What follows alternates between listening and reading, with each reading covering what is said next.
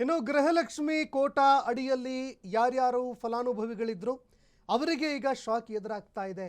ಅಕ್ರಮವಾಗಿ ಯಾರ್ಯಾರು ಇದರ ಒಂದು ಲಾಭವನ್ನು ಪಡೆದುಕೊಳ್ತಾ ಇದ್ರು ಅವರಿಗೆ ಈಗ ಢವಢವ ಶುರುವಾಗಿದೆ. ಅಕ್ರಮ ಫಲಾನುಭವಿಗಳ ಫಿಲ್ಟರ್ಗೆ ರಾಜ್ಯ ಸರ್ಕಾರ ಮುಂದಾಗ್ತಾ ಇದೆ. ನಕಲಿ ಗೃಹಲಕ್ಷ್ಮಿಯರ ಕಳ್ಳಾಟಕ್ಕೆ ಸರ್ಕಾರ ಬ್ರೇಕ್ ಹಾಕೋದಕ್ಕೆ ಪ್ಲಾನ್ ರೂಪಿಸಿಕೊಂಡಿದೆ. ಗ್ಯಾರಂಟಿ ಯೋಜನೆಗಳ ಮರು ಅರ್ಜಿಗೆ ಸರ್ಕಾರ ನಿರ್ಧಾರ ಮಾಡಿದೆ. ಸುದ್ದಿಗೋಷ್ಠಿಯಲ್ಲಿ ಸಿಎಂ ಡಿಕೆ ಶಿವಕುಮಾರ್ ಅವರು ಸ್ಪಷ್ಟೀಕರಣ ಕೊಟ್ಟಿದ್ದಾರೆ. ಮರು ಅರ್ಜಿ ಹೆಸರಿನಲ್ಲಿ ಪರಿಷ್ಕರಣೆಗೆ ರಾಜ್ಯ ಸರ್ಕಾರ ಮುಂದಾಗ್ತಾ ಇದೆ. ಅನರ್ಹರು ಯಾರಿದ್ದಾರೆ ಅಂತವರನ್ನ ಕೈಬಿಟ್ಟು ಅರ್ಹರಿಗೆ ಮಾತ್ರ ಗೃಹಲಕ್ಷ್ಮಿಯನ್ನ ತಲುಪಿಸೋದಕ್ಕೆ ನಿರ್ಧಾರ ಮಾಡಲಾಗಿದೆ. ನಕಲಿ ಮತ್ತು ತಪ್ಪು ದಾಖಲೆಗಳನ್ನು ಪರಿಶೀಲನೆ ಮಾಡೋದಕ್ಕೆ ಸರ್ಕಾರ ಈಗ ಮುಂದಾಗ್ತಾ ಇರುವಂಥದ್ದು. ಮರಣ ಹೊಂದಿರುವಂತಹ ಫಲಾನುಭವಿಗಳ ಖಾತೆಗೂ ಕೂಡ ಹಣ ಜಮೆಯಾಗ್ತಾ ಇದೆ. ಹೀಗಾಗಿ ಅದನ್ನು ನಿಲ್ಲಿಸೋದಕ್ಕೆ ಈಗ ರಾಜ್ಯ ಸರ್ಕಾರ ಪ್ಲಾನ್ ರೂಪಿಸ್ಕೊಳ್ತಾ ಇದೆ. ಕಳೆದ ಬಾರಿಯೂ ಕೂಡ ಫಿಲ್ಟರ್ ಮಾಡಿತ್ತು ರಾಜ್ಯ ಸರ್ಕಾರ.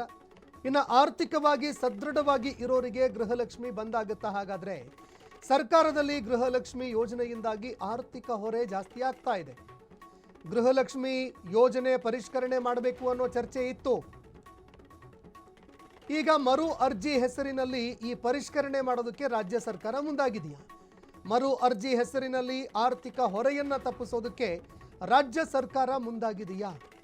ಇನ್ನು ಸರ್ಕಾರದ ನಡೆಯಿಂದ ಲಕ್ಷಾಂತರ ಜನ ಗೃಹಲಕ್ಷ್ಮಿಯರು ಈ ಯೋಜನೆಯಿಂದ ಹೊರ ಹೋಗುವ ಸಾಧ್ಯತೆ ಇದೆ. ಮಧ್ಯಮ ವರ್ಗದ ಗೃಹಲಕ್ಷ್ಮಿಯರಿಗೂ ಕೂಡ ಹಣ ಬರುವಂಥದ್ದು ಡೌಟಾ? ಹಾಗಾದರೆ ಇನ್ನು ಮಧ್ಯಮ ವರ್ಗದ ಯಾರು ಗೃಹಲಕ್ಷ್ಮಿಯರಿದ್ರು ಅವರಿಗೆ ದುಡ್ಡು ಬರುತ್ತಾ ಇಲ್ವಾ? ಆ ಪ್ರಶ್ನೆ ಕೂಡ ಎದುರಾಗ್ತಾ ಇರುವಂಥದ್ದು. ಯೋಜನೆ ಮುಂದುವರಿಯುತ್ತೆ, ನಾವು ನಿಲ್ಲಿಸೋದಿಲ್ಲ ಯೋಜನೆಯನ್ನು ಅಂತ ಸಿಎಂ ಡಿ ಕೆ ಶಿವಕುಮಾರ್ ಅವರು ಹೇಳಿದ್ದಾರೆ. 5 ಗ್ಯಾರಂಟಿ ಸ್ಕೀಮ್ಗಳನ್ನು ನಾವು ಮುಂದುವರಿಸ್ತೀವಿ ಅಂತ ಸಿಎಂ ಡಿ ಕೆ ಶಿವಕುಮಾರ್ ಅವರು ಈಗಾಗಲೇ ಸ್ಪಷ್ಟಪಡಿಸಿದ್ದಾರೆ. ಆದರೆ ಈಗ ಮಾಡ್ತಾ ಇರುವಂತಹ ಈ ಒಂದು ಫಿಲ್ಟರ್ ಏನಿದೆ ಅದರ ಮೂಲಕವಾಗಿ ಯಾರ್ಯಾರು ಅನರ್ಹರಿದ್ದಾರೆ ಅವರನ್ನು ಡಿಲೀಟ್ ಮಾಡೋದಕ್ಕೆ, ಅವರಿಗೆ ಕೋಕ್ ಕೊಡೋದಕ್ಕೆ ರಾಜ್ಯ ಸರ್ಕಾರ ಮುಂದಾಗಿದೆಯಾ ಅನ್ನೋ ಪ್ರಶ್ನೆ ಎದುರಾಗಿರುವಂಥದ್ದು. 100 ಚಿಲ್ಲರೆ ಕೋಟಿ ರೂಪಾಯಿ ಹಣ ಈಗಾಗಲೇ ಕೆಲವು ಗೃಹಲಕ್ಷ್ಮಿ ಯಾರು ವಯಸ್ಸಾಗಿತ್ತು, ಯಾರು ಯಜಮಾನಿ ತೀರ್ಕೊಂಡಿದ್ರು ಅದೆಲ್ಲ ಕೆಲವೆಲ್ಲ ತೀರ್ಕೊಂಡ್ಬಿಟ್ಟಿದ್ದಾರೆ. ಸೊ ಅದಕ್ಕೆ ನಾವು ಮತ್ತೆ ವಾಪಸ್ಸು ಆ ವಸ್ತುದಲ್ಲಿ ಯಾರ್ಯಾರ್ದೋ ಫೋನ್ ನಂಬರ್ ಕೊಟ್ಬಿಟ್ಟಿದ್ದಾರೆ. ನಾವು ಅದನ್ನು ತನಿಖೆ ಮಾಡಿಸಿದ್ವಿ. ಮೊನ್ನೆ ಬಾಗಲಕೋಟಲ್ಲಿ, ದಾವಣಗೆರೆಯಲ್ಲಿ ಕೂಡ ಟ್ರೈ ಮಾಡಿದ್ರು, ಬೇರೆ ಕಡೆ ಟ್ರೈ ಮಾಡಿದ್ರು, ಸುಮಾರು ಹಳ್ಳಿಗಳಲ್ಲಿ ಮಾಡಿದ್ವಿ. ಯಾರೋ ನಂಬರ್ಗೆ ಫೋನ್ ಹೋಗ್ತಾ ಇದೆ, ಅವ್ರ ಹತ್ರ ಇಲ್ಲ, ಮಾಹಿತಿ ಇಲ್ಲ. ಸೊ ಯಾರು ನಿಜವಾಗ್ಲೂ ಒರಿಜಿನಲ್ ಹೋಗ್ತಾ ಇದೆಯೋ ಇಲ್ಲೊಂದು ಚೆಕ್ ಮಾಡಬೇಕಾಗಿದೆ. ಅದಕ್ಕೆ ಮತ್ತೆ ಅವರು ಅರ್ಜಿಗಳನ್ನು ಕೊಡಬೇಕಾಗ್ತದೆ.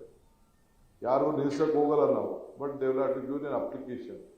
ಯಾರ ಹಣನೂ ಕೂಡ ಯಾರನ್ನು ಕೂಡ ತೆಗೆದಾಕಬೇಕು ಅಂತ ನಮಗೆ ಇಷ್ಟ ಇಲ್ಲ, ತೆಗೆಯೋದು ಇಲ್ಲ. ಬಟ್ ಅವ್ರು ಕರೆಕ್ಟ್ ಮಾಹಿತಿಯನ್ನು ಅವರು ಕೊಡಬೇಕು. ಯಾವ ಬ್ಯಾಂಕಲ್ಲಿ ತೆಗೆದುಕೊಳ್ತಾ ಇದ್ದೀವಿ, ನಮ್ಮ ಕರ್ನಾಟಕದ ಬ್ಯಾಂಕ್ ಹೋಗ್ತಾ ಇದೆಯಾ, ಹೊರಗಡೆ ರಾಜ್ಯಕ್ಕೆ ಹಣ ಹೋಗ್ತಾ ಇದೆಯಾ, ಇಲ್ಲ ಅವ್ರು ಏನಾದ್ರು ಈ ಫೋಜಿ ಸ್ಕೀಮ್ಗಳಲ್ಲಿ ಯಾರು ಸಣ್ಣ ಲಂಚಕ್ಕೋ ಇಲ್ಲ ಅಂದರೆ ಯಾವ್ದಾದ್ರು ಒಂದು ಸಾಲ ತೆಗೆದುಕೊಳ್ಳೋದಕ್ಕೋ ಇಲ್ಲ ಯಾವ್ದಾದ್ರು ಒಂದು ಸ್ಕೀಮ್ಗೋ ಅದು ದುಡ್ಡು ಹೋಗ್ತಾ ಇದೆಯಾ ಅನ್ನೋದೆಲ್ಲ ಕೂಡ ನಮಗೆ ಮಾಹಿತಿ ಬೇಕಾಗ್ತದೆ. ಯಾಕೆಂದರೆ ಅವರು ಬದುಕಲಿ ಅಂತೇಳಿ ಆರ್ಥಿಕವಾದಂಥ ಶಕ್ತಿ ಸಿಗಬೇಕು, ಅವ್ರಿಗೆ ಕುಟುಂಬಕ್ಕೆ ಅನುಕೂಲ ಆಗಬೇಕು ಅಂತೇಳಿ ನಾವು ಈ ಗೃಹಲಕ್ಷ್ಮಿ ಕೊಡ್ತಾ ಇದ್ದೀವಿ. ಸುಮಾರು